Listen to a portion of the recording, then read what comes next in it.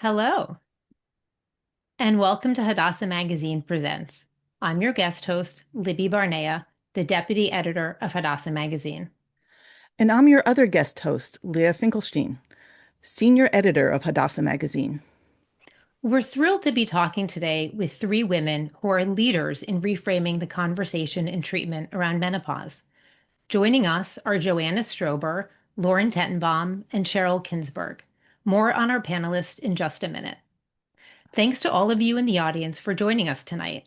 If this is your first Hadassah Magazine Presents program, a special welcome, and we hope you take the time to learn more about Hadassah and the work it does to heal those in Israel and around the world.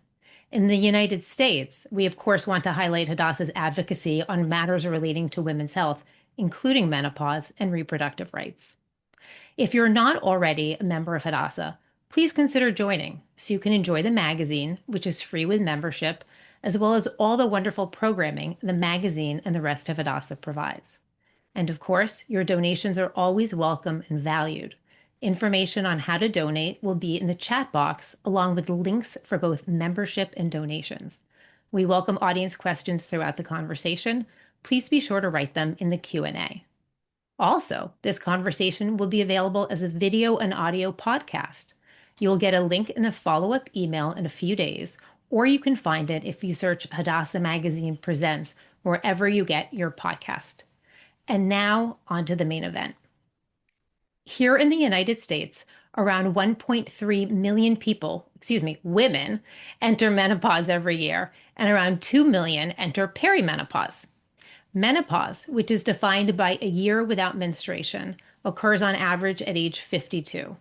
Perimenopause denotes the roughly 5 to 10-year phase immediately preceding menopause, but often this entire transition to a woman's post-reproductive life is referred to as menopause. All these definitions are, of course, familiar to our three esteemed panelists who we would like to introduce now. Joanna Strober is the co-founder and CEO of MIDI Health, a virtual care platform for women in perimenopause and menopause. Before MIDI, Joanna founded Curbo, the first digital therapeutic for childhood obesity, which she sold to Weight Watchers. Previously, Joanna spent more than 20 years in direct private equity and venture capital. Joanna is the author of the book Getting to 50-50, a primer on how women can succeed at work and at home. She was named to the Forbes 50 over 50 list of top innovators, the CNBC Changemaker 2025, and Time 100 Healthcare Leaders. Lauren Tettenbaum, author of Millennial Menopause, Preparing for Perimenopause, Menopause, and Life's Next Period, is an advocate and therapist who supports millennial and young women through life's transitions. As both a lawyer and a social worker, Lauren specializes in professional and personal identity shifts, including the perinatal period and perimenopause. Lauren is the go-to resource for women seeking counsel, empowerment, and connection. Cheryl Kinsberg is the chief of the Division of Behavioral Medicine at McDonald Women's Hospital, University Hospitals Cleveland Medical Center, and a professor at Case Western Reserve University. Her areas of clinical specialization include female sexual disorders, menopause, pregnancy, and postpartum mood disorders, and psychological aspects of infertility. She is a past president of the Menopause Society and the International Society for the Study of Women's Sexual Health, and she currently serves as the Advocacy Committee Chair for the Menopause Society. Welcome, everyone.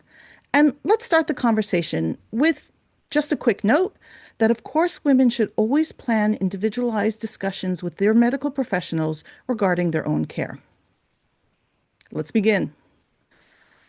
With menopause suddenly everywhere, from news reports to memes on social media to pop culture, do you think it's fair to say that menopause is having a moment? And if so, what's driving this new visibility for something women have always experienced? Joanna, do you want to start?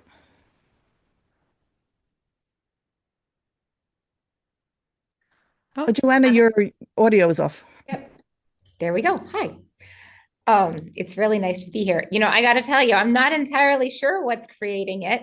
I have some theories. I wear this shirt all the time. It says We love menopause the is shirt. hot. And I actually made this up a few years ago when I was trying to convince people that they should care about it. And I was talking on a Zoom call and I'm like, menopause is hot. You guys should care about it. And that was actually how I came up with the topic. Uh, I what I'd like to believe is that younger women are coming into perimenopause and unwilling to accept the status quo. And so they are much louder about wanting to feel better. And so they're looking for answers. They're not willing to just say, okay, I'm willing to not feel good. Instead, they're looking for better answers. And that is what's driving a lot of this. I do believe, some of it is the celebrities, but I actually think a lot of it is just that younger women are saying they deserve better. And I'm really proud of them for that. Lauren, do you have anything to add to that? Yes, and we couldn't do what we're doing by demanding more information and resources without the women who came before us. So thank you to everyone here on this call. I think millennials who technically were born between 1981 and 1996 have become accustomed to talking about tough topics, whether it's fertility struggles, the struggles of motherhood, postpartum issues, mental health in general. We share a lot. We grew up with social media, and fortunately, we have had rights that were hard won over the years that we are demanding we maintain and that we can access better healthcare. And so I hope that our generation, my generation of millennials, and all of us continue to demand better for our reproductive health. Great. Can I add something? Of So course. on the practitioner side, menopause is also having a moment. And I love that you called it having a moment because by definition, menopause is actually one moment. It is by definition 12 months after your last menstrual period, or if you have a surgical menopause, it's that moment. And I think it's confusing for women because they say, am I perimenopausal? When am I done with menopause? You're never done with menopause. It is the rest of your life, whether it's at 40, 50, 60. But practitioners are also embracing menopause. We still haven't gone far enough yet, though. We still don't have education in OBGYN training or in primary care. We now have 12,000 members of the Menopause Society. That is up from 2,000 just a few years ago. So practitioners are catching on that millennials and Gen Z X's and baby boomers are demanding better healthcare. Thank you. Great answers. Thank you. Cheryl, this is something I'm going to direct to you. We would love to get a sense of the latest thinking around hormone therapy, which earned a bit of a bad rap about 20 years ago after an abruptly halted Women's Health Initiative study. So what has changed in the medical understanding of these drugs and how they might be seen as beneficial? Sure. When you're talking about drugs, you're talking about hormones and hormone therapy. So that's estrogen and a progestogen, or progesterone is the general term. If you have a uterus and you are taking estrogen for menopause symptoms, you will need to take progestin or progestogen in order to protect your uterus and the uterine lining. So those are the old or initial treatments that we were looking at in the Women's Health Initiative, which was stopped in 2002 because of some data that came out that gave the sense that while this study was supposed to look at whether menopause hormone therapy prevented heart disease, that was the goal. It looked like there was an increase in breast cancer risk in the group that was taking both estrogen and progesterone. And it was a particular estrogen and it was a particular progestogen. In the estrogen-only arm, there was no increase. In fact, there was a slight decrease. There was improvement in prevention of colorectal cancer. Certainly, we know it's helpful for osteoporosis. But regardless, the press was all over it. And within minutes, practically, everybody came off their estrogen or their hormone therapy. Physicians were frightened to prescribe it. And it took another 18 years before people then reanalyze that data to show while there is a slight increase in breast cancer in that estrogen progesterone group, it was about 8 breast cancers per 10,000. And so they were promoting the idea that there was a huge risk, but the real risk is very small. And again, in the estrogen only arm, there was no increased risk. So the Menopause Society put out a hormone position statement in 2022, which you can get to if you go to the Menopause Society. It's long and it's complicated, so if you don't want to sort of read the details, it says it is first-line treatment if you are a candidate for hormone therapy, if you have symptoms, okay? Hot flashes, night sweats, joint pain. Well, we'll talk about vaginal dryness in a minute, my favorite topic. And brain fog. There are many symptoms of hot flashes, of menopause that hormone therapy is very helpful for. And the fear of hormones has gone away. Now it has gone in the other direction. Now there's been misinformation that we have data that it prevents breast cancer, that it prevents heart disease, that it prevents dementia. It may, we don't have that data yet. We don't have that data yet. We know that it probably doesn't increase the risks. And let me add one more thing to the Women's Health Initiative. The women in that trial were older. And one of the reasons why the data looked the way it did was that the women coming into this trial were often in their 60s and not at the average age of onset of menopause, which is 51 or 52. So that changed everything. So that is why that misinformation went out there. We now have better data, which is why estrogen the black box label has been removed for both vaginal and systemic estrogens.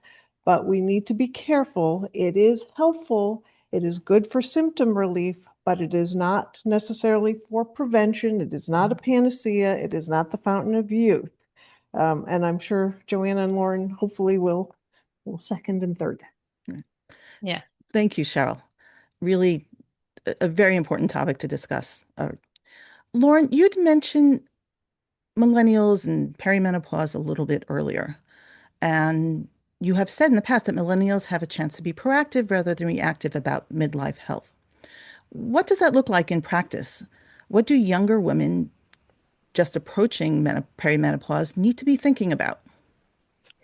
Knowledge is power, and it was my goal through writing my book and through supporting women through my psychotherapy practice and meetings like this, these gatherings like these, to educate women. They often don't even recognize perimenopause symptoms. We know that women tend to feel unlike themselves as they enter the menopause transition, and those emotional symptoms are usually among the first of perimenopause.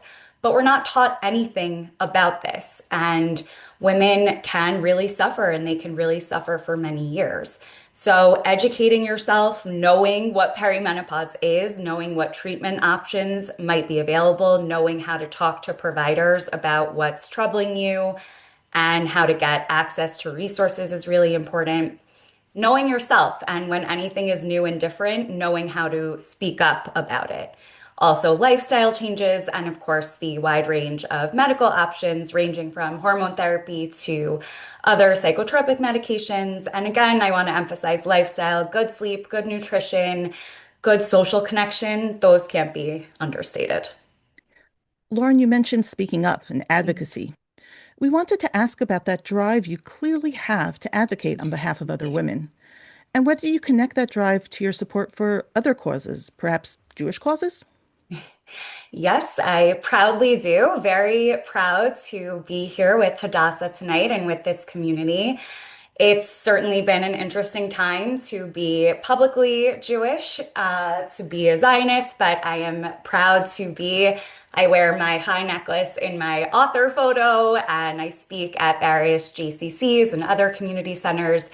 And honestly, being a Jewish woman is so much a part of my identity that I see my role as, if not now, when, right? It's up to me with the education and privilege that I have to speak up on behalf of women everywhere and to continue to have empathy and really operate under the principle of tikkun olam, right? Making the Yeah, world a better place. absolutely.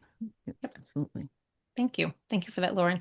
And staying with that Jewish angle for just a minute, for Jewish women approaching menopause, there are actually some specific and special considerations, including the heightened incidence of BRCA mutations in the Ashkenazi Jewish population. Joanna, we understand that there are lots of MIDI clients who might carry the BRCA mutation. Can you speak a little bit about what hormone therapy and medical interventions might mean to women who carry such a mutation? Yeah, what's actually really important is so we do have the BRCA mutation in our family, and so I've spent a lot of time looking at this. In addition, our chief clinical officer at MIDI, as a woman named Dr. Mindy Goldman, she is one of the pioneers in survivorship care and basically helping women who had cancer to figure out what they can do post menopause and what treatments they can use and what treatments they can't use. And then that interest of hers actually also got her into understanding women who had BRCA, because often they have their ovaries removed, right? And so when they have their ovaries removed, they actually go into early menopause.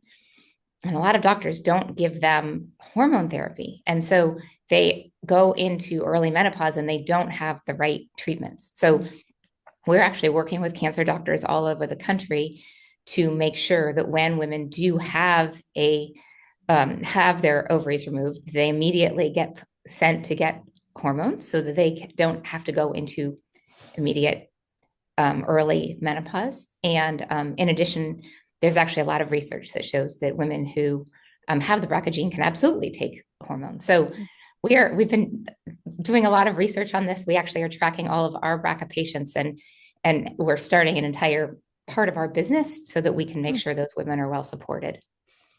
Really, really important to Jewish women. So, Joanna, there's nothing like the tech sector to disrupt standard modes of doing business, or perhaps standard doctor appointments. What gave you the idea that there was a high-tech solution to increase access to menopause care?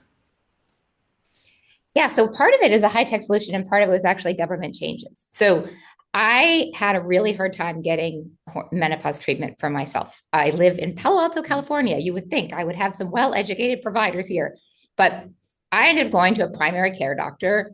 That primary care doctor told me that I should go on an SSRI for my anxiety. They sent me to a sleep specialist because I wasn't sleeping, and marriage therapy.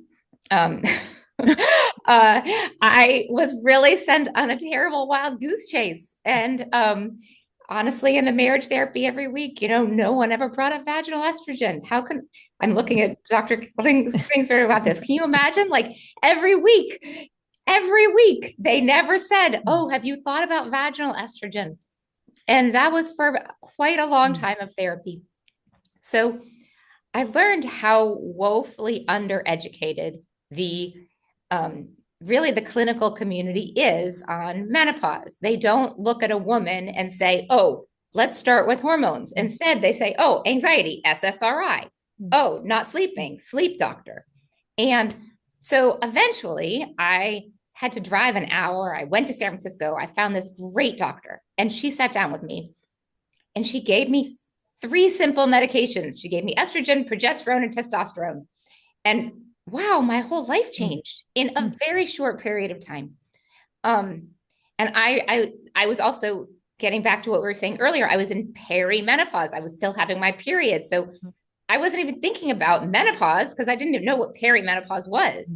So what happened was I very quickly got to feel better, very quickly. And I was very grateful. And then I got pretty angry. And I got pretty angry at the doctors who had given me the wrong care and at the system that made me have to go pay $1,000 to get access to this because I couldn't find any insurance covered care anywhere near where I live. So I was, as you mentioned, I was working at Weight Watchers. I had been doing some research for them on the intersection of menopause and weight.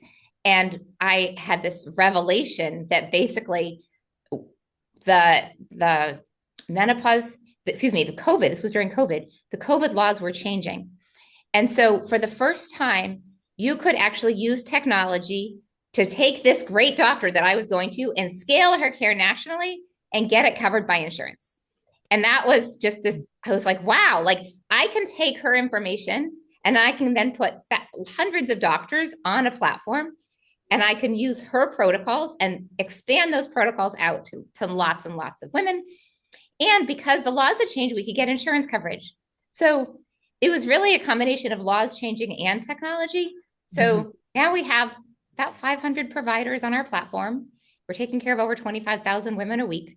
And we are able to scale this really effectively because we have a combination, as I said, of the laws changing and really good technology. Yep. Looking beyond some of that medical care and maybe looking beyond hormone therapy for a minute, Lauren, what supports do you think are essential for women navigating the menopause transition? From a mental health perspective, what emotional and psychological shifts during perimenopause and menopause do you think women are least prepared for? Probably the rage and the irritability that I hear a lot about. Midlife is often, just by nature of midlife, a stressful time, and not everything is hormonal or related to perimenopause, certainly. But a lot of women tend to lose their coping mechanisms that they've developed, or they get new anxiety or depressive symptoms. And studies show that up to 70% of women experience an emotional roller coaster. That doesn't mean that they're meeting the criteria for a mood disorder like major depression, but they deserve support if they're not feeling good, if they're not feeling like themselves, if they're snapping at their loved ones and yelling at their children and feeling like they can't be at work anymore because they don't recognize themselves. They deserve support. Women don't need to be suffering to get support. So I think it goes back to knowing yourself, building support systems. If you've had a previous episode of depression, you are at higher risk of another episode during perimenopause. And that might sound scary, but again, knowledge is power. If you know the risks and the risk factors, you can set yourself up for success and you can build a support team with loved ones, with professionals, with various resources like support groups, and it doesn't have to be this doom and gloom time of your life. Can I ask Joanna, since you got put on estrogen and progesterone and you said, why didn't anybody ask me about vaginal estrogen?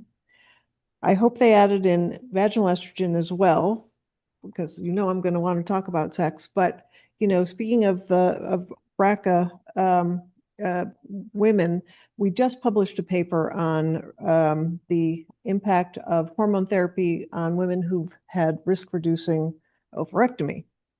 And the reality is that estrogen, because oftentimes they don't have a uterus, estrogen, they always don't, is not enough for many women when it comes to sexual dysfunction and GSM. And there is a disconnect. We need to teach clinicians that while systemic hormones, estrogen, for example, will help with hot flashes, perimenopausal mood issues, it is often not enough to address vaginal dryness, pain with sexual activity. And what they really need added in, it's not just enough, is a vaginal estrogen or vaginal DHEA or a spermifene. There are many options. And for women who are not able to take hormone therapy, we actually, besides the SSRIs, which often have side effects, or SNRIs, which often have side effects, we now have 2 approved non-hormonal treatments for vasomotor symptoms that can probably also help with sleep, because we didn't talk about insomnia, but that is a huge problem for peri and postmenopausal women, and it's not just due to hot flashes. The loss of estrogen absolutely impacts our sleep cycle, and so many women will have what we call WASO, waking after sleep onset. So it's not about falling asleep. It's not about early morning awakening. It is waking up at 2 or 3, not just because you have to pee and not just because you're having a hot flash. It is an insomnia issue. Anyway, We really don't talk enough about those other options. There's one called Linquet, and there's another one called Veoza. Those are non-hormonal treatments. They work on receptors in the brain that are related to hot flashes. And I just want to throw that out there for women who may not know that those treatments exist. So they should be asking their healthcare professionals about those too. Cheryl, that's actually a perfect segue for my next question, and the question that many in our audience would are waiting for. You know what's coming. Among your many specialties is menopausal and postmenopausal sexual health. What do you think women should be more aware of, in addition to vaginal dryness and a couple of things that you mentioned, regarding their sexual health in perimenopause, menopause, postmenopause? All Either way. pauses. Right. So, Lauren was talking about how millennial women are not afraid to talk about menopause. Everybody is still afraid to talk about sex. No matter what their age, they are still uncomfortable. And so, number one, give yourself permission to accept the fact that you are entitled to a healthy sexual life.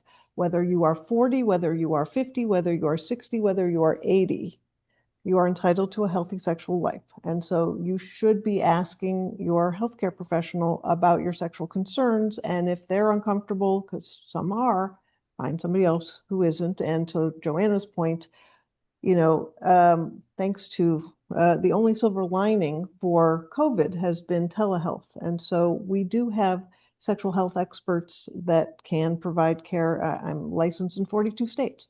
So there are practitioners, if you can't find one in Palo Alto or Cleveland, Ohio, which we do, you can find them, whether it's at MIDI or various places.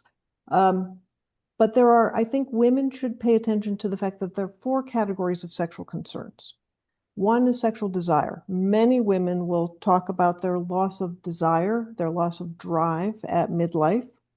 We know that it is not specific to menopause, right? We have data, and Susan Davis just published on this, that it is not menopause per se that causes what we call hypoactive sexual desire disorder. It is an aging process, but it often is noticeable at midlife. So for many midlife women, they will notice they don't have the appetite for sex the way they used to, or they may have trouble with arousal, which is genital sensation, or they may have trouble reaching orgasm, or with genitourinary syndrome of menopause, which hopefully we're going to put in the chat a nice little diagram of what that is. Without estrogen, the whole urogenital tract starts to become thin, dry.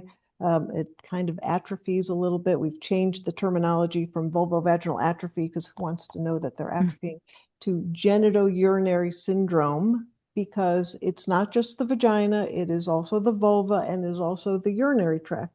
So that women may often notice they're having more UTIs or pain with urination. And so it's very important that they can think about using vaginal estrogen. And to Joanna's point about why the heck she was in marriage counseling and nobody talked to her about, pain, it is very easily treated. Now that will take care of the pain, but sometimes women will then develop anxiety if they've had pain. So don't forget cognitive behavioral psychology and CBT, cognitive behavior therapy, can be very helpful to help reduce the impact of hot flashes, to help regain comfort with sexuality again, to address low desire when it's a relationship issue. I always say it's not necessarily the age of people in the relationship, it's the age of the relationship, right? Because after 10, 20, 30 years, you have to work harder to build up passion and excitement and romance, right? And women actually get bored more quickly than men do, because men can rely on testosterone to push their drive, and women need a little bit more, romance and novelty and excitement.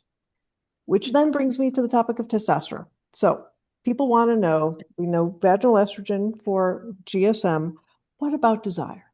So yes, cognitive behavior therapy. Yes, For some women, testosterone, particularly if you are low in your premenopausal, if it's dropped below what your premenopausal levels are, we have no way to measure it. It is not on label. There's no approved testosterone treatment for women.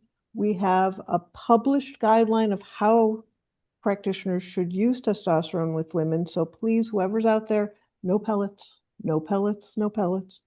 We use FDA-approved male gels, and we use about 1/10 of a daily dose for women that would be using for men. It's a little topical gel they can put on the back of their calf. And what we're trying to do for women who respond to testosterone is bring them to their premenopausal levels, right? Not super levels, just what they were in their 30s and their 40s. There's also a drug called ADDY, ADDYI, which after 10 years on the market, finally the FDA approved in postmenopausal women. For some reason, there was this assumption that women were two species, pre and post. This is a non-hormonal treatment, and it is now approved in postmenopausal women. Yay. First and only treatment for postmenopausal women with sexual dysfunction. There's another drug called Vyleesi, which is an injectable that has not yet been studied in postmenopausal women. And there is sildenafil or topical Viagra called Dare to Play that is now available for women with arousal disorders. So just saying, there are treatments out there besides cognitive behavior therapy. Please ask and come to the ISWISH website or the Menopause Society website or go to MIDI and make sure that you ask for help because you certainly deserve it and we can treat sexual concerns. My understanding is that MIDI is the largest provider in the country of most of these things, which is both good and bad, right? Like women have a really hard time getting access and we prescribe a lot of them. So every one of those medications that she was talking about, we are actively prescribing every day. Quite honestly, along with erotica and vibrators. So it doesn't have to be medication. There are other, we have a lot of other tips and tricks of things that can work. And we have an entire protocol of lots of different things that women can try. So there are a lot of medications, but there are other cognitive behavioral therapy, but other things as well that we recommend. That's great. That's great. And I know some people are asking questions about names of some of these medicines. I think maybe the easiest thing to do would be for me to tell people to look both at MIDI and maybe at the Menopause Society website would all these, because I don't know that we're going to be able to spell them correctly ourselves if I were to try typing them. So I would say who comes up with these names anyhow? They're very hard. They're hard to remember. Well, think about They are hard. as add your interest. Add your interest. It's So ADDYI. ADDYI. Vyleesi Okay. is VYLEESI. And just Okay. a reminder, these links are in the chat. These websites are in the chat. Yes, So. yes. And also, Cheryl did mention an image, an explainer image for when you were talking about I'm not gonna remember the name of it, Cheryl. GSM. GSM, genitourinary syndrome of menopause. Just call it GSM. Right. So if people are interested in more in like a visual explainer of that, there is a photo in the chat box that everybody can reference. I just think a picture is worth 1,000 words. Sure. Women will say, why does it hurt when I'm having sex now? It didn't used to hurt. Why does it hurt? And that picture's, oh my God, of course, now I know because my vaginal canal is now thin, dry, it's easily damaged. It hurts. And that makes sense to women. Yep. Cheryl, as a follow-up, I understand that as a clinician and as past president of the Menopause Society, you use what you've called a biopsychosocial approach when you treat patients. Can you explain what the biopsychosocial approach means? My downfall of big words, right? GSM and biopsychosocial. Really, it's looking at the fact that when we think about sexual concerns, we think about them that there are many factors that can contribute. It could be neurochemical, that is, for example, lack of dopamine, or if you're on an SSRI, so many women will have, and men too, will have sexual side effects of being on an SSRI or an SNRI, right? Either problems with desire, problems with orgasm. So hormones can have an effect, either causing GSM and general health issues. That's the bio part of biopsychosocial. Psychological aspects can contribute, and Lauren was talking about this so eloquently, talking about all of the psychological factors that can contribute to midlife stressors, right? So it could be relationship issues, it could be depression, it could be anxiety, could be having little kids, could be taking care of elderly parents. There are many psychological factors, sociocultural factors, right?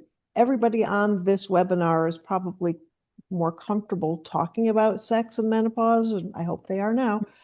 But there are many people who have religious and cultural factors that contribute to sexual concerns. For example, I see lots of women who have vaginismus, which is the involuntary tightening that makes wanted penetration impossible because they've grown up with such religious, fears that, oh, no, can't touch down there, and certainly wait until marriage if you are going to get married to have penetrative sex. So sociocultural factors, and then interpersonal, the quality of a relationship, right? You could have all the biologic drive, right? But if you don't like your partner, you're not going to want to have sex with that person, right? And so we look at all those factors. It could be one, it could be two, it could be all of them, and they could be combined. So when a woman comes into my office, I ask her, what's going on for her so that I can then plan a treatment that's going to be appropriate for her, because it's not a one size fits all. Some women will benefit from medicine, some women from lifestyle changes, some women from cognitive behavior therapy, some from some combination. But a clinician will figure out which factors are contributing to her symptoms, and then that guides treatment. So it is not a one size fits all, and we have many options. We just need to talk about it.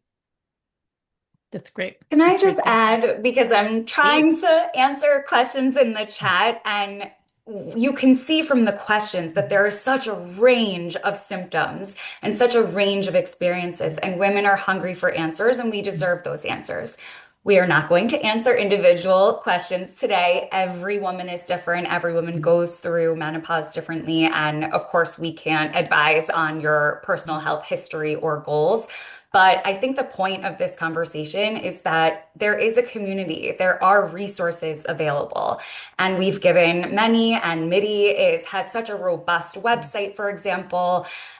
There are so many ways to feel better. So if you're not feeling good, please seek out options that you deserve.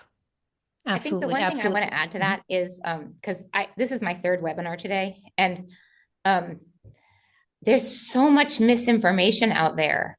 And I know that's really hard to navigate. And it's also hard because a lot of the misinformation is coming from your doctors. And so I want to just acknowledge that, because there are lots of doctors that we trust who are not up to date on the most recent information.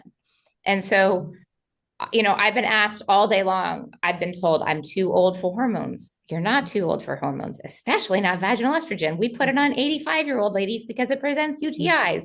Like, you are most definitely not too old for a lot of these medications. And just because you had stopped having your period doesn't mean you still don't need to be treated for menopause. As Cheryl said earlier, menopause may be a one-day thing, but it goes on for the rest of your life. But I think the really hard thing for me is how many doctors will tell you, go on an SSRI for depression, for example. Okay. SSRIs have a lot of side effects, and they're also addictive. So we see many women come to us and they've been on an SSRI for 5 to 10 years because they were in perimenopause and they were put on one. And then we have to get them off of it in order to even try to see whether there's other things that we can do. I'm not saying all SSRIs are bad, but what I'm saying is, if you're in your 40s and you're feeling the rage that Lauren is talking about, because that is the number one reason people come to us, it is mood disorders. It is rage and anxiety. It's actually bigger than the hot flashes. I think women are willing to deal with the hot flashes. Like, it's okay, I'll have the hot flashes. The things they are having a hard time dealing with are their rage and their mood changes are probably the number one thing that really gets them. And what happens is they go to the primary care doctor and they give them an SSRI instead of giving them the right medication. So don't think you're too old. Do your research. There is really good research out there. You have to talk to a doctor who's really educated, whether it's from the Menopause Society or, and that's a good place to start, or the MIDI website. Like, we do the research. We have a lot of researchers doing all this research. I guess what I'm saying is, like, a lot of you, I've just had all day of people asking me, like, I've been told my mother had cancer, so I can't use hormones. That's just false. There is no reason why, if your mother had cancer, you can't take hormones. Like, there's so many falsehoods out there. And I think we got to figure out how to overcome a lot of these falsehoods so that women, you're getting the right care. Thank you. One little caveat there. Age does matter with hormone therapy. It does. Absolutely. It does matter. When you say you're not too old, the Menopause Society guidelines would say within 10 years of onset of menopause or by age 60. It doesn't mean that there aren't exceptions. So we have lots of patients who they get a calcium artery score, and then they are able to take hormones. But there's protocols. There's lots of updated protocols.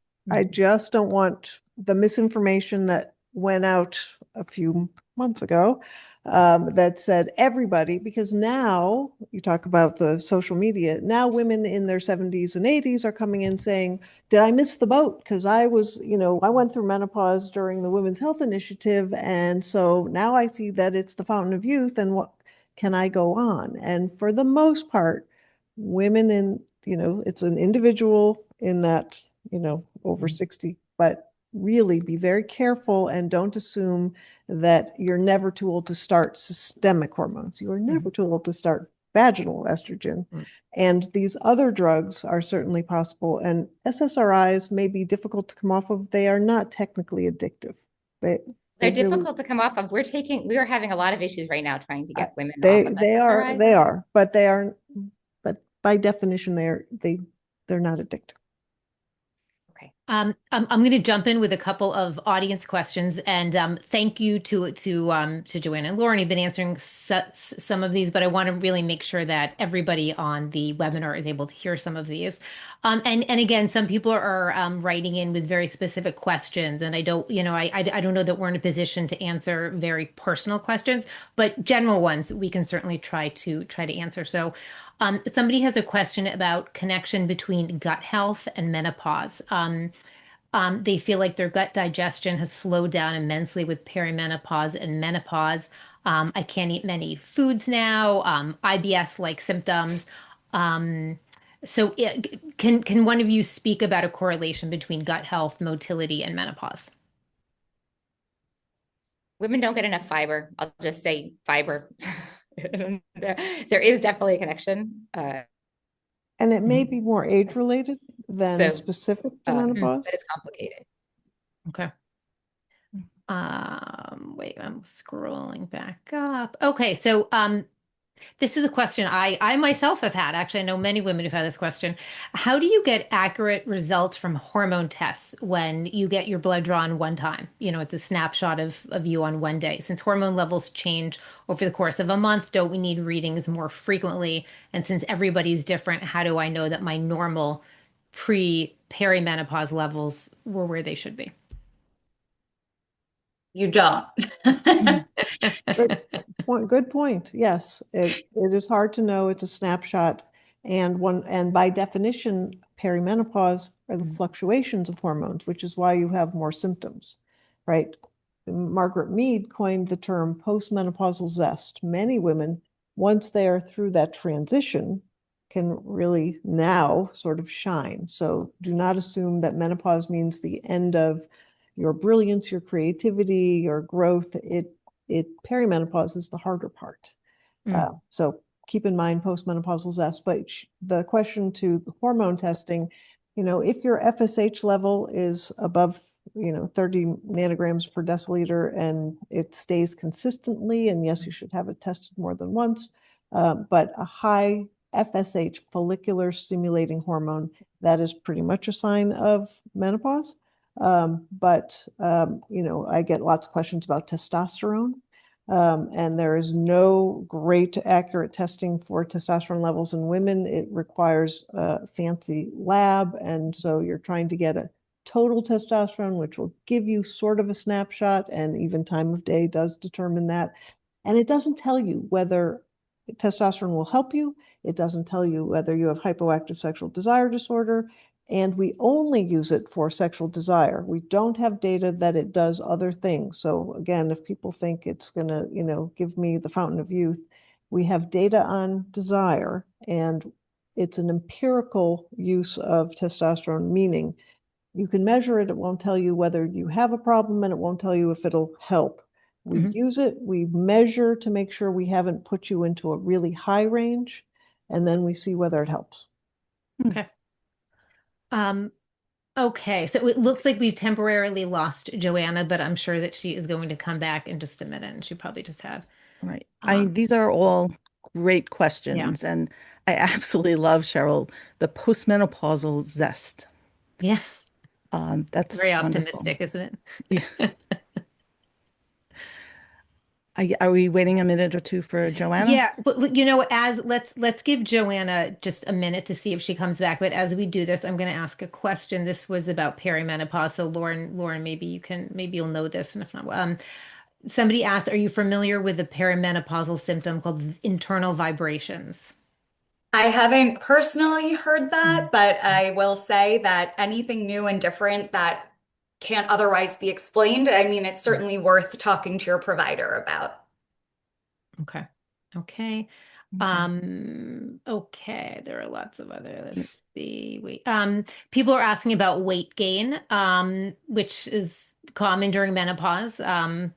And somebody's wondering if GLP-1, if Libby, GLP-1 would I'm be. so glad you asked, and I'm sure Joanna's going to jump in because there's just a recent study showing the combination of hormone therapy and GLP-1 works better in weight loss in peri and postmenopausal women than GLP-1s alone. Hmm, Huge okay. fan. Yes. Okay. We recommend them, we prescribe them, and the combination of hormones and weight loss and GLP-1s is a very effective solution. Okay. Although GLP-1s carry their own risks, side effects, and talk about hard to come off of, you can't Mm. really. And for many women who just wanted to lose some weight, that extra 10, 20 pounds, unfortunately, once you stop, your hunger tends to come back and your metabolism is affected by it. And many people will note weight gain. It is a game changer, and I am not against them. I just want to make sure there is full disclosure of pros and cons. Okay. These are all fantastic questions, and unfortunately, we can't get to all of them. And we've all just you've all of our panelists have discussed information and misinformation, and so we're throwing this out to all of you. If there's one myth about menopause that you would most want to retire, what is it? Lauren, would you like to start? Yes, so I am 40 and I continue to get looks of astonishment when I say that I wrote a book about menopause. People think, oh my God, menopause, you're so far away from that. And they assume it's an old lady issue. And it's not. Menopause, of course, as we've learned, can start in one's late 30s, early 40s, and that's spontaneous menopause transition. I'm not even talking about surgical or induced menopause. And it is a time in our life that can last for several years with several symptoms. So knowledge is power. The more that we know, it's never too early to get prepared. And I think that women deserve information and access to care and bodily autonomy. Joanna, the one Um, myth. yeah, I think you don't need to suffer. Don't just suffer. Don't just bear. Don't just grin and bear it. Don't suffer. I'm probably more aggressive than Cheryl in my desire to get women access to things and let them try them and see how they feel. But I believe really strongly that you should try whatever you can that is legal and safe to help you feel better.